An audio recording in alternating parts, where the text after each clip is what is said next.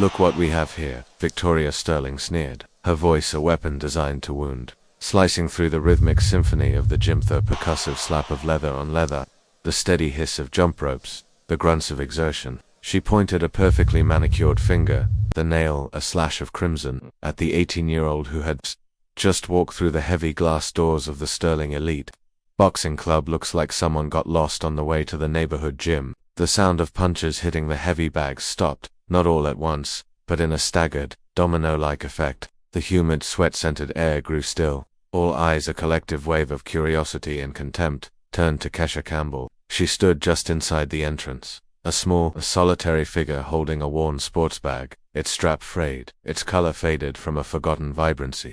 Her sneakers, though clean, were holy. The rubber worn thin at the heels, a testament to miles, walked on unforgiving city pavement. Her dark, beautiful skin, the color of rich Jamaican earth, seemed to absorb and defy the immaculate, almost sterile whiteness of the exclusive environment. This was a temple of wealth and physical perfection, a place where the monthly fees cost more than 3 months of the national minimum wage. Victoria Sterling, the reigning women's world boxing champion for 2 consecutive, brutal years, was known not only for her lethal, technically perfect fists, but for her even sharper, more venomous tongue. At 26 she had meticulously, and very profitably, built a career based not just on athletic prowess, but on a carefully cultivated brand of arrogance and social media taunts. Her controversial, often racist and classist statements generated millions of views, thousands of headlines, and a legion of devoted, and equally toxic, fans. Her latest Instagram post, which had already garnered 500,000 likes, was a perfect example of her brand. It was a photo of her, muscles gleaming under the studio lights, flexing a bicep, with a simple, and deeply insidious caption: "When you're naturally superior, you don't have to pretend to be equal." "Sorry," Kesha muttered, her voice a low, quiet murmur, almost swallowed by the vast high-ceilinged space. She looked down at the cracked screen of her cheap, second-hand cell phone, checking the address she had so carefully, so hopefully, typed into the map application. "I thought this was the youth scholarship program." Victoria's laughter was not a sound of mirth. It was a high, piercing, and deeply annoying siren of a sound. A sound designed to signal to everyone in the room that the entertainment had arrived. "Scholarship program," she shrieked, her voice dripping with a mock, incredulous disbelief. "Honey, this isn't a social project. This is a place of business. We train real elite athletes here, not social experiments." Kesha Campbell had arrived in the United States, in the cold, gray, and unforgiving maw of New York City, just 6 short, and very long, months ago. She had brought with her nothing but the clothes on her back, the worn sports bag in her hand, and the heavy, crushing weight of the hopes and dreams of an entire Jamaican family. A family who had saved every single, precious penny they had ever earned, had sold their small plot of land, had taken on debts they might never repay, just to give her this one, single, improbable chance at a better life. She worked 16 hours a day, not an exaggeration, a literal bone-crushing, soul-wearing reality. From 5 in the morning until 1 in the afternoon she worked as a cleaner in a downtown office building, the acrid smell of disinfectant a constant companion. From 2 in the afternoon until 10 at night, she worked as a dishwasher in a hot, greasy, perpetually chaotic restaurant kitchen, and in between, she slept, for a few, precious, dreamless hours, in a small, cramped room she shared with 3 other immigrant women in a run-down tenement building in the Bronx. The scholarship program at the Sterling Elite Boxing Club was her only chance, her only hope, her only fragile, and now rapidly diminishing, flicker of light in a dark, and very lonely, tunnel.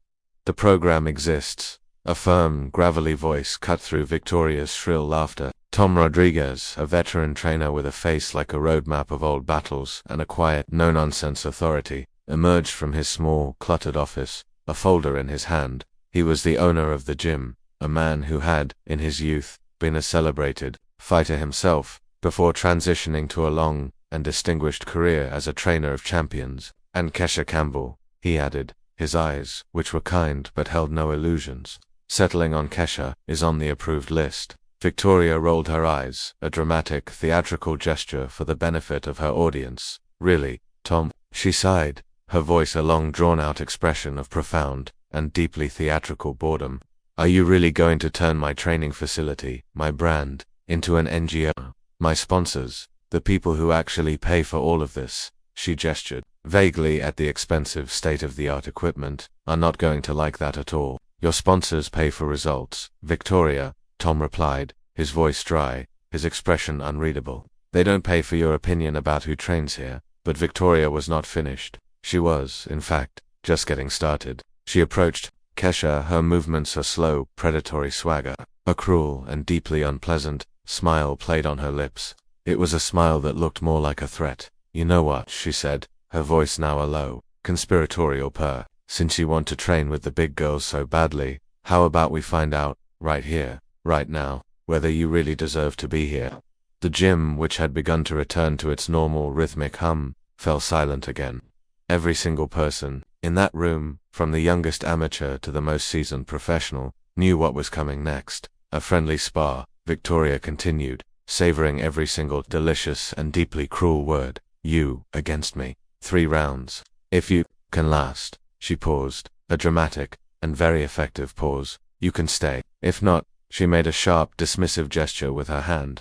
A gesture of a queen banishing a peasant from her court. Kesha felt the heavy, crushing weight of everyone's gaze on her. She knew this was a trap. A carefully constructed, and very public, humiliation, designed to break her spirit, to crush her dreams, before she had even had a chance to begin. But as she looked at Victoria, at the arrogant, cruel confidence in the champion's eyes, something deep inside her, a small, hard, and very old flame, remained unshaken. I accept, Kesha said, her voice a quiet and utterly unexpected note of calm in the tense, charged silence. Victoria frowned, a flicker of surprise, of annoyance, crossing her perfectly made-up face. She had been expecting tears. She had been expecting a plea. She had been expecting a satisfying and very public capitulation. Are you sure? She asked, her voice now laced with a new and more genuine note of menace. Because when I'm done with you, you'll question whether it was ever worth it to dream so big. I'm sure, Kesha repeated, and for the very first time since she had arrived in this cold and hostile new country, she smiled.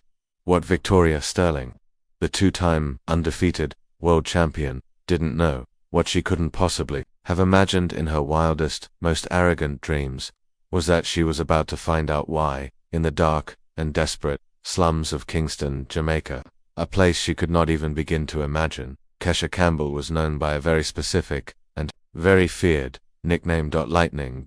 And like all lightning, she only showed her true and devastating power when the storm hit, while Victoria was already planning how to turn the impending and deeply satisfying humiliation into a new and very viral piece of content for her social media empire. Tom Rodriguez, the old and very wise trainer, was watching the quiet and very determined gleam in Kesha Campbell's eyes, and he felt a familiar and very professional chill run down his spine. It was the same chill he always felt when he recognized a truly and deeply special talent, a talent that was disguised, as it so often was, as an apparent and very deceptive vulnerability. The news of the friendly fight spread through the gym, and then, through the tight-knit and often gossipy world of New York City boxing, like wildfire. In less than an hour, the usual, sparse, late afternoon crowd had swelled. Other boxers, trainers from rival gyms, and even some local sports journalists, their phones held aloft like weapons, were on their way. Victoria Sterling, the arrogant, and often cruel, world champion, versus an unknown, and apparently very foolish, Jamaican girl. It promised to be the kind of brutal and deeply satisfying entertainment that the modern, and often very bloodthirsty, world of social media loves to consume. 3 rounds, 16-ounce gloves. Headgear is mandatory. Tom Rodriguez established, his voice a low, very firm rumble, a desperate and largely futile attempt to downplay the impending and very public massacre. And this is just a spar, no bets, no live broadcast, just a simple and very professional training exercise. Victoria laughed, a loud, dismissive sound. Tom, relaxed, she said, as she was already in direct violation of his orders, recording a new series of stories for her 2 million Instagram followers. It'll be quick. She probably won't even make it to the 2nd round. She turned her phone to face her face a mask of a practiced and very marketable arrogance. Guys, she narrated, her voice a breathless, excited whisper, you will not believe what is happening here. Some random charity case girl wants to challenge me. to a fight. So I'm going to teach her a little lesson. A lesson in humility that she will never, ever forget. The comments, as she had known they would, started pouring in, a torrent of digital, and very enthusiastic, support. Destroy her, Victoria. These people need to be taught their place. Show her why you are the queen. While Victoria was basking in the warm and very affirming glow of her online attention, Kesha was silently making her way to the women's locker room. Her hands weren't shaking. They never did, before a fight. But her heart, her strong and very resilient heart, was racing with a mixture of a cold, controlled anger, and a series of painful and very vivid memories that she had tried, for so long, to keep buried. Tom, the trainer, followed her. Kesha, he said, his voice a low and very gentle murmur as he closed the locker room door behind them. You don't have to do this. I know the scholarship program is important to you, but it's not worth getting seriously hurt, just to satisfy her monstrous arrogance. I won't get hurt, Kesha replied, her voice a calm and very certain whisper. She was testing the weight of the borrowed 16-ounce gloves, her movements fluid, practiced, and deeply and unnervingly familiar. Kesha, she's been the world champion for 2 years, Tom insisted, his own voice now full of a new and very genuine concern. She has a flawless professional technique. She has a genuine and very dangerous knockout power. She has the experience of 100 professional fights. And I, Kesha interrupted, as she looked up, her dark, and now very intense, eyes meeting the veteran trainers in the mirror, have something that she will never, ever, have. Tom frowned, a deep, puzzled crest forming between his bushy, grey eyebrows. What would that be? Hunger. The single word echoed in the small, and very modest, locker room. Tom Rodriguez had trained hundreds, if not thousands, of athletes. Over the course of his long, and very distinguished, 30-year career, he had trained champions, he had trained journeymen, he had trained hopefuls, but he had rarely, if ever, heard that one, single, and very powerful words spoken with such a quiet, and such a profound, conviction. There was something in Kesha Campbell's eyes, a fierce and very real intensity that he had recognized only a handful of times before. He had recognized it in the true, and very rare, predators of the ring. Tell me something, Tom said, as he sat down on the bench next to her, his own, and very experienced curiosity now thoroughly, and completely, piqued. Why did you take the bait? Why didn't you just ignore her taunts? Kesha closed her eyes for a long, silent moment, and the memories, the ones she had tried so hard to keep locked away, came flooding back, a dark and very powerful tide. The hot, dusty, and unforgiving streets of Kingston, her mother's desperate, and often terrified, screams, begging her, pleading with her, to stop fighting. The sharp, and very satisfying feel of her small, and very fast, fists connecting, with a surgical, and very practiced, precision, with the faces of boys, and men, who were much bigger, and much stronger, than she was. The nickname, Lightning, whispered with a mixture of fear, and of respect, in the dark, and very dangerous slums where she had grown up. Because I have lived this story before, she finally said, her voice a low, and very quiet, whisper. Many, many times. People like Victoria, they think they can break you with their words, with their contempt, with their absolute, and very comfortable, certainty that you are inferior, but they forget one very, very important thing. What would that be? Tom asked, his own voice now a whisper. Those of us who have grown up fighting for our survival, she said, as she opened her eyes, and her gaze, which was now as hard, and as cold, as steel, met his in the mirror. We don't fight for a sport. We don't fight for a trophy. We don't fight for the entertainment of a crowd. We fight to exist. Tom felt a genuine, and very professional, chill run down his spine. There was something prophetic in those words, something ancient, something true.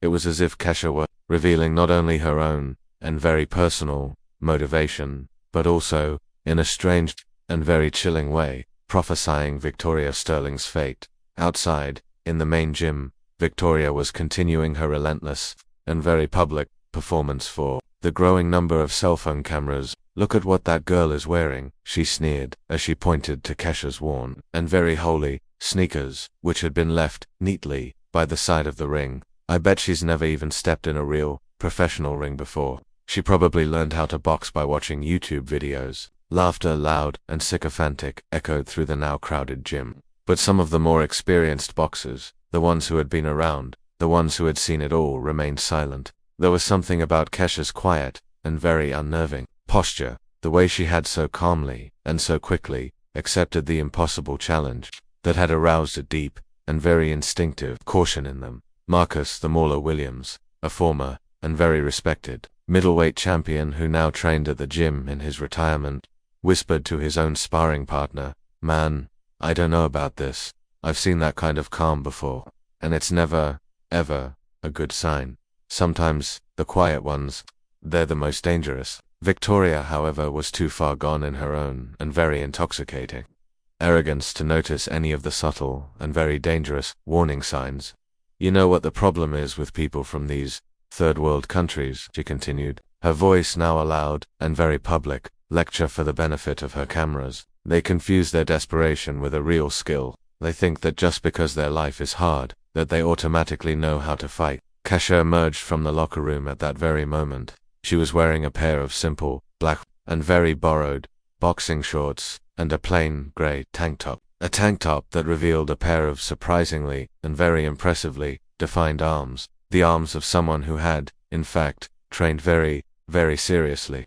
Her movements were fluid, economical, and utterly and completely devoid of any wasted motion. She moved like a cat, a very sleek and a very dangerous cat, preparing to attack. "Ready to learn your lesson?" Victoria asked, her voice a sarcastic and very self-satisfied sneer. "Always," Kesha replied, her own voice a quiet and very deadly whisper. What Victoria Sterling, the two-time undefeated world champion, didn't know, what she could never, in her wildest and most arrogant dreams, have imagined, was that Lightning Campbell had started fighting at the age of 8, on the hot, dusty, and unforgiving streets of Kingston, not for a sport, not for a hobby, not for fun, but because it was either that, or starved by the time she was 12. She was regularly, and very easily, beating boys who were 3 years older and 30 pounds heavier than she was, in a series of clandestine and very illegal underground fights that earned just enough money to keep her small and very desperate family alive for another week. By the time she was 16, she had become a local and very feared legend, not for her brutality, but for her uncanny and almost supernatural ability to anticipate her opponent's moves and to counterattack with a blinding and very devastating speed. Hence the nickname. A nickname she carried like a scar and like a badge of honor. Asterisk, when she had finally and miraculously gotten her visa to come to the United States, she had sworn a sacred and very solemn vow to herself. She had sworn that she would never, ever set foot in a ring again. But some promises, she now knew, are made to be broken, especially when a person's dignity, their very right to exist, is at stake. Tom, the trainer, adjusted the fit of Kesha's gloves, his experienced and very sensitive hands noticing something that surprised him. Her hands, which should have been tense and nervous, were perfectly and completely relaxed. But the muscles in her forearms and in her shoulders had the dense and very powerful feel of someone who had, in fact, trained very hard, and for a very, very long time. "Kesha," he asked, his own voice now a low and very curious whisper, "can I ask you something?" "Sure," she replied, her own eyes now fixed on Victoria, who was preening and posing for the cameras on the other side of the ring. "Have you really never fought before?" Kesha smiled, for the very first time since she had arrived at the gym. It was a small and almost imperceptible smile, but it was a smile that carried a universe of secrets that were capable of rewriting the entire and very predictable situation. "Define," she replied, her own voice a quiet and very deadly whisper. "Fought." And in that moment, while Victoria Sterling was continuing her arrogant and very public performance for her adoring and very bloodthirsty social media followers, while all of the spectators in that gym were mentally and very smugly betting on how long the poor and very outmatched amateur would last, something extraordinary and something impossible was about to happen. Because sometimes, when we underestimate a person based on our own and very limited and very prejudiced preconceptions, we discover, to our great and often very painful cost, that the real predators, the truly dangerous ones, are exactly those who have learned, through a long and very hard and very painful experience, how to perfectly and completely camouflage their strength, until the exact and most devastating moment to reveal it. While Victoria Sterling continued her relentless and deeply satisfying campaign of public humiliation on her social media platforms, she had, by now, posted a full 17 different and increasingly cruel Instagram stories, all of them mocking the Jamaican amateur. Something completely different, something quiet and strategic was happening behind the scenes at the gym. Tom Rodriguez, his professional instincts now fully and completely aroused, had decided to do a little and very discreet investigating of his own. 30 long and often brutal years of training boxers, of living and breathing the strange and often unforgiving world of the fight game, had taught him one very important and very immutable lesson, true and lasting. Strength rarely, if ever, shouts, and there was something about this quiet and very self-possessed young woman that defied all logic, all reason. Her hands did not have the soft, uncalloused look of a beginner. Her reflexes, which he had observed as she had moved around the gym, were too fast, too sharp, too precise. And above all, her calmness, her profound and deeply unnerving calmness, in the face of such a public and so very vicious attack, was unnatural. It was the calmness of a seasoned and very dangerous veteran. Kesha, Tom had called out to her as she was finishing her quiet, solitary warm-up in a corner of the gym, away from the prying and very intrusive eyes of the cell phone cameras. "Can I see you do some basic moves on the heavy bag just to gauge your level?" What had happened over the next 5 and very revealing minutes had made Tom Rodriguez, a man who thought he had seen everything there was to see in the world of boxing, question everything he thought he knew about the nature of natural and very raw talent. Kesha had moved around the heavy 150-pound bag with a fluid and almost weightless grace that seemed to defy the very laws of gravity. Her punches, which she had thrown in a series of lightning-fast and technically perfect combinations, had landed with a sharp and very authoritative thwack, a sound that had spoken of a deep and very practiced power, a power that had come not just from her muscles, but from her hips, from her core, from the very ground beneath her feet. And her footwork. Her footwork was a thing of pure and very breathtaking beauty. It was a silent and very deadly dance, a dance that he had only ever seen in a handful of the greatest, most naturally gifted fighters he had ever had the privilege of training. "My God," Tom had muttered to himself, his own voice a low and very disbelieving whisper. "Who is this girl, really?" At that very moment, the heavy glass door of the gym had opened, and a man had walked in.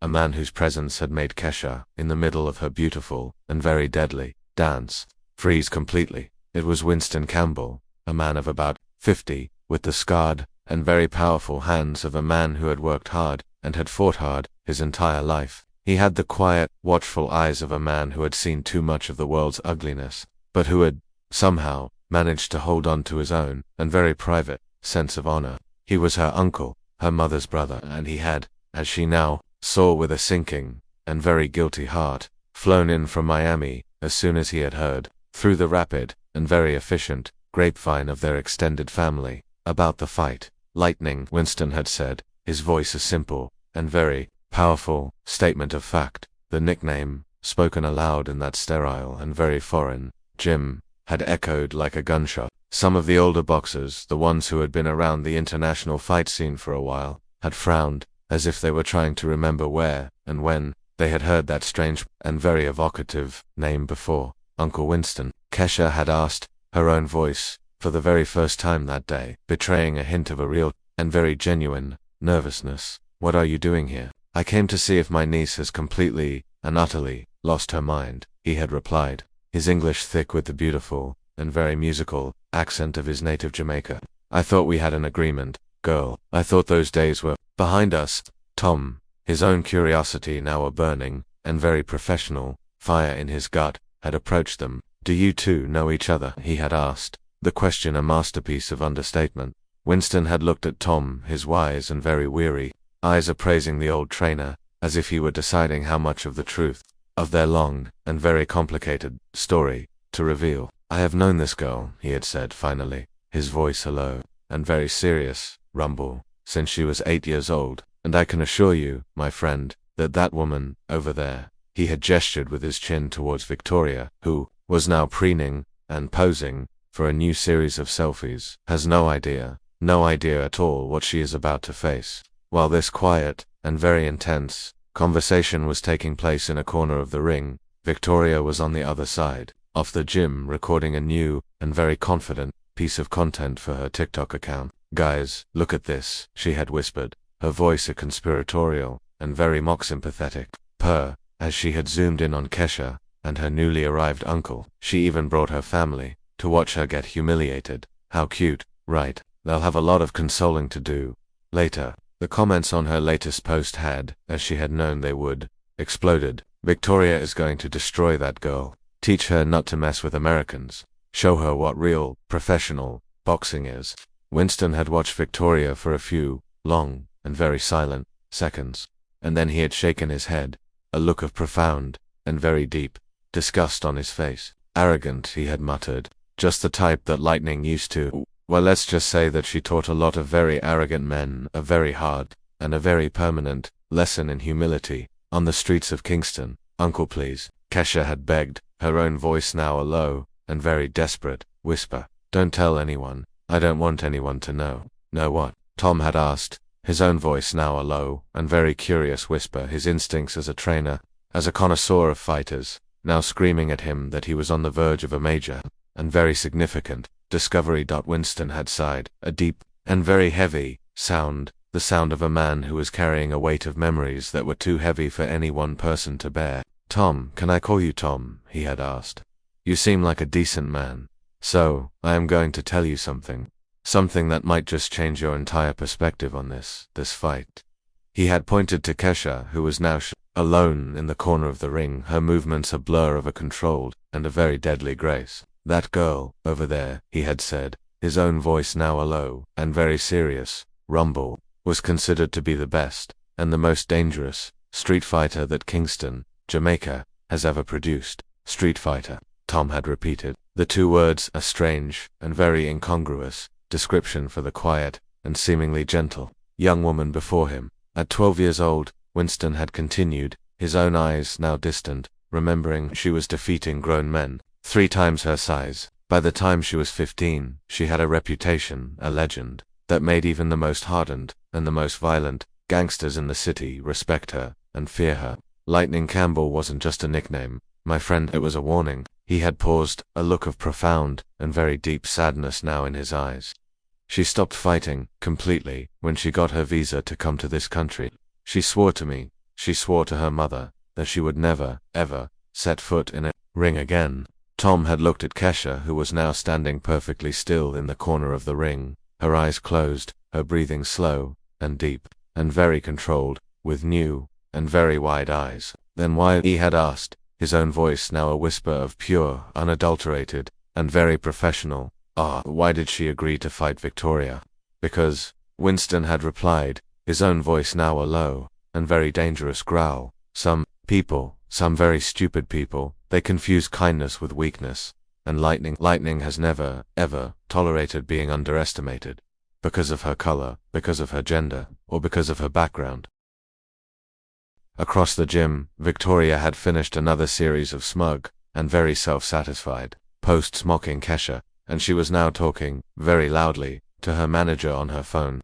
"Michael, this is going to be a viral sensation," she was saying, her own voice full of a triumphant, and very premature glee. "A world champion, versus a complete, and very pathetic amateur. It's the kind of content that the sponsors love, total, and very public, domination. Just make sure you don't hurt her too badly." Victoria, her manager's tinny, and very distant, voice had replied over the speakerphone, "We don't want any lawsuits for bodily injury." Victoria had laughed, a loud, and very dismissive, sound. "Michael, relax. It will be so quick, so clean, that she won't even have time to get hurt. Seriously." Winston had overheard this conversation, and his own, and very dark eyes had narrowed. "Tom," he had said, his own voice now a low, and very confidential whisper, "can I give you a piece of advice?" "Of course," Tom had replied, his own, and very professional, curiosity now at a fever pitch. "Bet on Lightning." "Why?" "Because Victoria Sterling," Winston had said, his own voice now a quiet, and very deadly, whisper, "may be a world champion, but she has never, not once in her entire privileged, and very comfortable, life, had to fight for her survival. She has never had to face someone who has learned, from a very, very young age, that losing a fight means not eating. Lightning isn't here to look pretty, my friend. She is here to prove a point. At that very moment, Kesha had approached them, her own face now glistening with a light sheen of sweat after her intense, and very private, workout. Uncle Winston, she had asked, her own voice now full of a new, and very hard edge. What are you telling Tom? The truth, kid, Winston had replied, his own voice now full of a new, and very fierce pride. That you are not the helpless, and very pathetic, victim that this arrogant American thinks you are. Kesha had looked around the gym, and she had noticed that some of the other, more experienced, boxers were now watching her, not with their earlier, and very casual, contempt, but with a new, and very real, curiosity, and respect. Uncle, I really don't want to, she had started to say, her own voice now full of a new, and very real, conflict. Don't want to what? Winston had interrupted, his own voice now a low, and very powerful, rumble. Show them who you really are. Lightning, you have spent the last 6 months of your life cleaning other people's toilets, because you wanted to start a new life. A quiet life, I respect that, but when someone, anyone, tries to humiliate you, tries to diminish you, because of your color, because of your background, because of your past, then no new life, no quiet life, can erase what is in your blood. Tom had felt a genuine and very professional chill. Kesha, he had asked, his own voice now a quiet and very respectful whisper, can I ask you something? Why did you really, truly, accept this fight?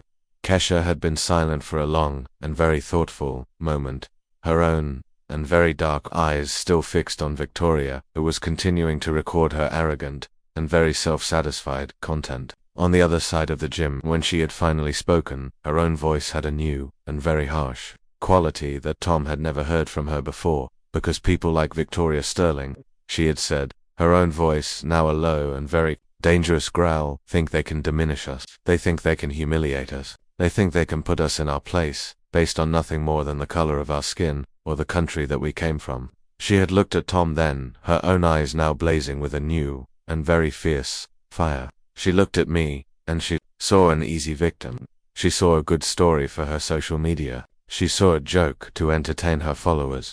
She had paused, and a small and very predatory smile had touched her lips. What she doesn't know, she had added, her own voice, now a quiet and very deadly whisper, is that where I grew up, respect isn't given, it's earned, and when someone tries to take away our dignity, she had smiled again, a wider and even more predatory smile. While sometimes, lightning has to remind people why storms are feared, and in that moment, as Victoria Sterling had continued her arrogant and very public performance for her adoring and very bloodthirsty cameras, completely and blissfully oblivious to the quiet and very deadly conversation that was changing everything just a few feet away, everyone in that gym, from the youngest, most naive amateur to the most seasoned and very cynical professional, had realized that they were about to witness something far, far beyond a simple and very one-sided, friendly fight.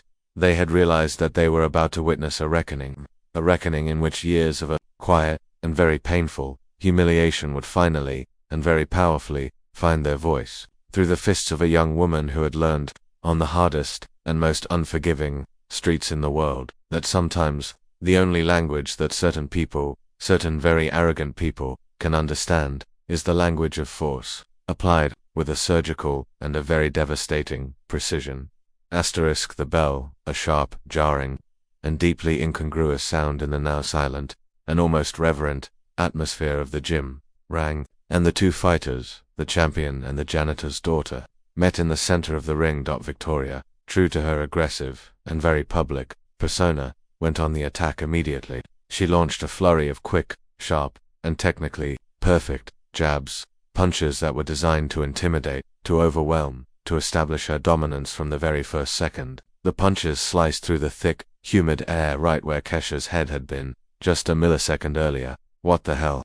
Victoria muttered, her voice a low and very confused growl, as she frowned, her perfectly sculpted eyebrows knitting together in a look of pure, unadulterated disbelief. Her punches, the punches that had won her 2 world championships, had connected with nothing but empty and very frustrating air. Kesha moved like smoke. She moved like water. She moved like water, moved like a ghost. She was always somehow one step ahead, one fraction of a second faster, always just out of reach. Her feet, which were encased in a pair of old and very worn, borrowed boxing shoes, slid and danced across the canvas with a fluid and almost weightless grace that seemed to defy the very laws of physics. It was as if she could predict every single move that Victoria was about to make, a full second before Victoria herself had even thought of it. "Stay still, you little bitch," Victoria shouted, her voice now a raw and very undignified sound of pure and very public frustration. She increased the force and the ferocity of her punches, her movements now becoming a little more wild, a little more reckless, a little more desperate, and then it happened at the exact moment that Victoria, in her frustration, lost her balance after throwing a wild and very poorly calculated cross. Kesha counterdash attacked. It was not a powerful blow. It was not a haymaker. It was a small, sharp, and perfectly and surgically timed left hook. It connected with the side of Victoria's face with a sharp and very satisfying thwack, a sound that echoed throughout the now completely silent gym like a gunshot. Victoria staggered backward, her own and very surprised hand flying up to touch her cheek, her eyes wide with a new and very real disbelief. She had never, not once in her entire and very dominant professional career, been hit with such a clean, such a precise, and such an utterly and completely unexpected punch, especially not by a smaller and supposedly much weaker opponent. "Impossible," she whispered, her own voice now a thin and very reedy sound. But Kesha was already moving again, her own feet a silent and very deadly blur on the canvas. What followed was not a fight. It was a demonstration of a level of martial artistry that was so pure, so profound, so utterly and completely breathtaking, that it reduced the entire, and now completely and utterly captivated, gym to an absolute and very reverent silence. Kesha wasn't just fighting, she was conducting a symphony of a controlled and a very beautiful violence. Every single punch was calculated, every single movement had a purpose. Every single dodge, every single slip, every single parry seemed to be choreographed, to be part of a larger and very beautiful and very deadly dance. Victoria, now desperate, tried to use her superior weight, her superior reach, her superior raw physical strength to her advantage, but it was like trying to catch lightning in her hands. It was like trying to punch the wind. For every single and very clumsy blow that she managed to land, a glancing and largely ineffective blow, she received 3 sharp and very precise counterpunches in return. For every single and very desperate advance that she made, Kesha had already anticipated it, had already countered it, had already moved out of the way. Who is this girl? Someone in the audience, a seasoned and very cynical sports journalist, shouted, his own voice now full of a new and very genuine awe. Winston, who was watching from the side of the ring, a small and very proud smile on his face, answered him. "Lightning Campbell," he murmured, his own voice a quiet and very satisfied rumble. The moment of truth, the moment that would be replayed on sports channels and on social media for years to come, came in the second round. Victoria, her face now swollen and marked, her confidence, her arrogance, her entire sense of self, now completely and utterly shattered, realized, with a sickening and very final clarity, that she had made the biggest and most catastrophic mistake of her entire and very celebrated career. Her arrogant and very cruel social media posts were continuing to be shared, to be liked, to be commented on, but now the comments had completely and irrevocably changed in tone. Victoria is getting completely and utterly destroyed by an amateur, whereas the world champion, I don't see her. That Jamaican girl is a fucking legend. She is destroying her. Jerry, her manager, was shouting frantic and now completely useless instructions from her corner, but Victoria could barely hear him over the roar of the crowd, a crowd that was now openly and very enthusiastically rooting against her. That was when Kesha decided to show her and the entire world her true colors. "Lightning was never just a nickname," she said calmly, her voice a quiet and very deadly whisper as she approached Victoria, who was now backing away, her own eyes wide with a new and very real terror against the ropes. It was a warning. The combination that followed was so fast, so fluid, so utterly and completely breathtaking that the high-speed and very expensive cell phone cameras could barely capture it. A jab, a cross, a hook, and an uppercut. 4 punches, thrown in less than 2 seconds, all of them connecting with a surgical and a very devastating precision. Victoria collapsed onto the canvas. Not like a fighter, but like a demolished building. The gym exploded. People screamed. They cheered. They held their phones aloft, their own faces now a mask of pure, unadulterated, and very vicarious joy. They were filming everything, for social media, for posterity, for the sheer and very beautiful pleasure of it all. Victoria tried to get up, but her legs, the legs of a world champion, would not respond. For the very first time in her entire and very dominant life, the undefeated and very arrogant world champion had been knocked out by someone she had so casually, so cruelly, so publicly called a social project. 10, Tom shouted, his own voice now a mixture of a professional and very official authority and a deep and very personal awe as he officiated the fight. The winner, by knockout, Kesha calmly and very gracefully walked over to the corner where Victoria was now being attended to by her panicked and now very useless cornermen. You said you wanted to teach me a lesson, she said softly, her own voice now devoid of any anger, of any triumph. I hope you learned that respect isn't earned by the color of your skin, by your nationality, or by the size of your bank account. It's earned by your character. Victoria looked up at Kesha, her own eyes now filled with the hot and very shameful tears of her own and very public humiliation, and for the very first time, she looked at her with something that could just possibly have been respect. Jerry, her manager, rushed over to check Victoria's phone, his own face now a mask of pure and very professional panic. Her cruel and very arrogant stories mocking Kesha had, indeed, gone viral. But now, they were going viral for completely and irrevocably different reasons. Thousands and thousands of comments were now pouring in, all of them ridiculing her arrogance, her prejudice, her spectacular and very public fall from grace. Victoria Sterling just got destroyed by the very person she called an amateur. That's what happens when your prejudice meets a cold, hard, and very beautiful reality. Lightning Campbell just ended Victoria's career in 3 very short and very satisfying rounds. Oh my God, Victoria, Jerry said, as he showed her the phone, his own voice now a whisper of pure, unadulterated, and very professional horror. You have to see this, your account. You have lost over 100,000 followers in the last hour, and your sponsors, they are cancelling their contracts, all of them. Victoria took her phone with trembling hands. Her last, and very arrogant, post, the one mocking Kesha had, in fact, become a digital memorial to her own, and very public, humiliation. The comments were merciless. Who laughed last, laughed best. The Jamaican just taught that racist a very hard, and a very beautiful lesson. Lightning Campbell, remember the name. Arrogant Victoria, forget the name. Tom approached Kesha, who was now being celebrated, being lifted onto the shoulders of the other, and now very respectful, boxers in the gym. Lightning, he said, his own voice now a mixture of a professional and a very personal. Oh, can I ask you something? Sure, she replied, her own face now a mask of a quiet and very humble exhaustion. Why didn't you tell them? He asked. Why didn't you tell them who you really were? From the very beginning. Kesha looked over at Victoria, who was still being helped to her feet, a broken and very defeated woman, both physically and emotionally, because sometimes, she said, her own voice now a quiet and very wise whisper, people need to dig their own grave before they can truly understand the size of the hole they have gotten themselves into. Winston hugged his niece, his own face now a mask of a pure and very profound pride. You're still Lightning, he said, his own voice a low and very emotional rumble. No, uncle, Kesha replied, as she watched Victoria being led, a shamefaced and very broken woman, out of the gym, under a barrage of sarcastic and very satisfying comments from the other boxers. Lightning was who I needed to be, to survive today. Today, I showed them who I really am.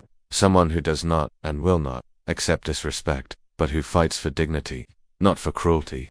As the cameras continued to roll, as the videos of the spectacular and very satisfying knockout went viral on social media, one final and very important question hung in the now transformed and now sacred air of the gym. Could a single and very public fight rewrite not only the careers of 2 very different women, but also the way an entire, and often very prejudiced, community views the nature of privilege, of power, and of the true, and very beautiful, measure of human strength. 3 months later, the contrast between the lives of the two women could not have been more brutal, or more complete.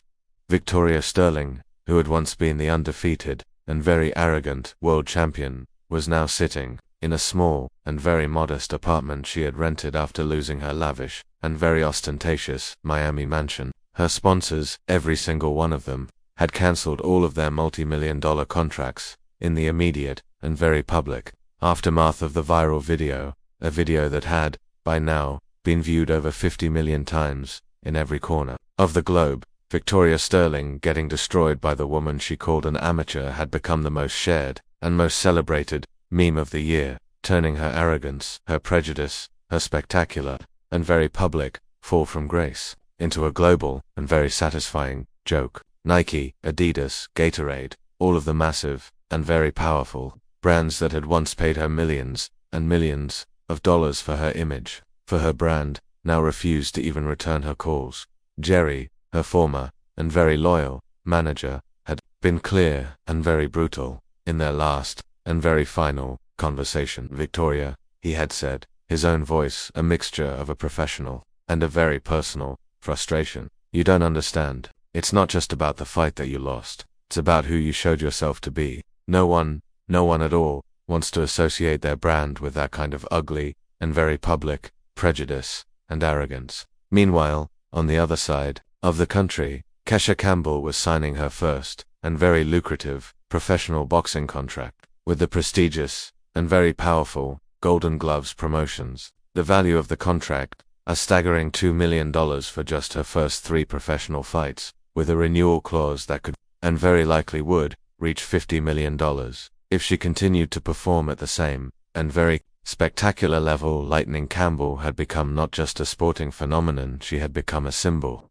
of resilience, of authenticity, of a quiet and very powerful dignity. Brands, the very same brands that had so quickly and so ruthlessly abandoned Victoria, now lined up, their own multi-million-dollar contracts in hand, to sponsor her. Under Armour had launched an entire and very successful new line of athletic wear, a line that had been inspired by her own and very powerful story. The tagline for the campaign was simple, and it was perfect: earned, not given. Tom Rodriguez was in his small and very cluttered gym office when he had received an unexpected and very welcome phone call. "Hello, Tom," the voice on the other end of the line had said. "This is ESPN. We want to make a documentary about how you discovered Lightning Campbell." "I didn't discover anything," Tom had replied, his own voice a mixture of a gruff and a very honest humility. She always knew who she was. She just needed someone to respect her before they saw her fists in action. The transformation of the gym itself had also been dramatic, and it had been profound. The scholarship program, which had once been a small and very modest and largely overlooked initiative, now received hundreds, if not thousands, of donations from all across the country. Young people from disadvantaged and often overlooked communities arrived daily, their own eyes now shining with a new and very real hope, all of them inspired by Kesha's incredible and very public story. The waiting list for the program now had more than 500 names on it. Winston Campbell visited his niece regularly, his own and very wise eyes always shining with the same and very quiet pride. "Remember what I said to you about hunger?" he had asked her during one of his visits. "You have proven to the entire world that it is not about where we come from. It is about the fire that we carry inside." Victoria, for her part, had tried several times to reinvent herself. She had created a new YouTube channel in which she had posted a series of tearful and very public apologies, but the comments were merciless. She had tried to return to the world of boxing, but no major promoter would touch her. Her savings, which had once seemed so vast, so inexhaustible, had quickly and very publicly evaporated without the constant and very lucrative income from her sponsorships. In a desperate and very pathetic interview for a third-rate and very obscure podcast, Victoria had finally and very publicly said the words she should have said months and years earlier. "I was completely and utterly wrong," she had said, her own voice now a thin and very reedy whisper. Kesha Campbell wasn't just an exceptional fighter, she was a person. A person I should have respected, from the very beginning. My prejudice, my arrogance, it blinded me to her greatness. But the internet, as she was now learning, has a very long and a very unforgiving memory. The clip of her apology had of course become a meme again. Victoria Sterling trying to apologize after losing everything. Kesha, when she had heard about the interview, had shown the same, and very quiet, class that had always, and so, powerfully, set her apart. I don't have any anger towards her, she had said, during an interview with Sports Illustrated magazine. Anger consumes the person who carries it. I would rather use my energy to build bridges. For other young women like me. Her foundation, the Lightning Dreams Foundation, had already, in just a few short months, helped over 300 young women, from disadvantaged and often overlooked communities, obtain scholarships and sports opportunities. The foundation's first, and very own, gym was scheduled to be opened in Kingston, Jamaica, in the very same community where she had first discovered that her fists could be more than just weapons for survival. They could be wings. During the opening ceremony, which was broadcast live, all around the world, Kesha had held the microphone in the same, and very powerful hands that had so completely, and so spectacularly, knocked out a world champion. This story, she had said, her own voice echoing through the speakers, is not about revenge. It is about dignity. It is about proving that respect is not earned by privilege. It is earned by character. The audience, a mixture of local, and very proud, Jamaicans, and international, and very admiring, dignitaries, had erupted in a thunderous, and very emotional, round of applause. But she wasn't finished. Victoria Sterling, she had said, her own voice now full of a quiet, and very profound, wisdom, gave me the greatest gift of my life. She underestimated me.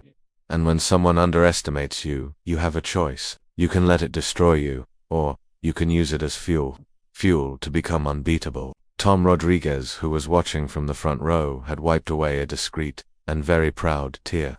He had trained champions for decades, but he had never, not once, seen anyone transform a moment of profound and very public humiliation into a lifetime of inspiration with such a quiet and such a profound elegance. Months later, when Lightning Campbell had become the new and very unified world champion, knocking out her opponent in the very same and very spectacular second round in which she had defeated Victoria, the first person she had thanked in her victory speech was not her trainer, not her uncle, not her family. I want to thank, she had said, her own voice now ringing with a new and very powerful authority, all of the people who tried to put me down, who tried to humiliate me, who tried to put me in my place. You taught me that true power doesn't come from where we are born or from the color of our skin. It comes from an absolute and an unwavering refusal to accept that other people can, and will, define our limits. Victoria Sterling had watched that fight on a small and very flickering television in her small and very lonely, rented apartment. Alone, when the referee had raised Kesha's hand, declaring her the new and very undisputed world champion. Victoria had finally, and truly, understood the difference between talent and greatness. A person can be born with talent, but greatness, she now knew, is forged. It is forged in the furnace of adversity. Kesha Campbell had not just won a fight. In that small and very unassuming Manhattan gym, she had rewritten the rules. The rules about what it means to be strong. The rules about what it means to deserve respect. And most importantly, the rules about how the best, and most profound, revenge isn't in destroying your enemy. It's in becoming everything they said you could never be. And while Lightning Campbell now shone in the bright and very warm spotlight of a global and very well-deserved success, proving that some storms don't destroy, they purify, and they strengthen, her story had become a lesson that echoed for anyone, anywhere, who has ever been underestimated, who has ever been humiliated, who has ever been diminished. Never, ever, let anyone else define your limits, based on their own, and very impoverished, prejudices. The greatest, and most beautiful, victory is improving them completely, and utterly, and very spectacularly, wrong about who you really are.